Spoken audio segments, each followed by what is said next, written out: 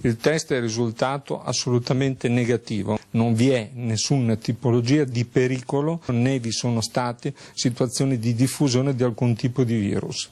Poco prima delle 15 arriva la notizia che tutti attendevano con ansia. Il test negativo è quello sul sangue di una donna di 31 anni residente a Jesolo, ricoverata ieri sera all'ospedale di Venezia per sospetta influenza suina. Il virus che in Messico ha già ucciso oltre 100 persone, con diversi casi per ora non mortali anche negli Stati Uniti, in Canada e in Europa, in Spagna precisamente. Sono state 24 ore di massima allerta all'URSS 12. La donna era rientrata sabato con febbre alta e mal di gola da San Diego, in California, una delle zone colpite negli USA assieme al Texas. La tempestiva chiamata al 118 e il trasferimento a Venezia ha permesso di far partire subito il protocollo di misure precauzionali. Sono scattate quelle misure che hanno determinato un isolamento precauzionale.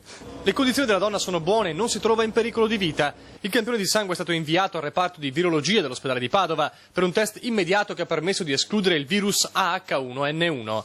Un altro test fornirà domani la conferma definitiva dell'assenza degli antigeni del virus. Intanto il Dipartimento di Prevenzione regionale è stato uno dei primi a muoversi con una unità di intervento specifica prevista in tutte le ASL del Veneto, pronta ad accogliere i veneti ritornati dal Messico o Stati Uniti con sintomi influenzali.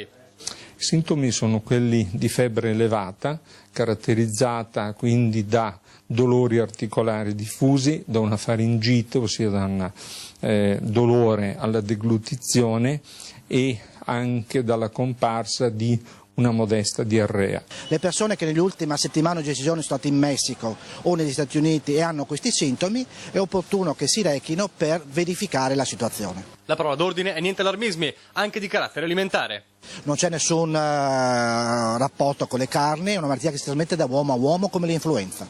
Che poi possa aver avuto un'origine suina è una cosa che ormai non ha nulla a che fare con quella che sta difendendo da uomo a uomo.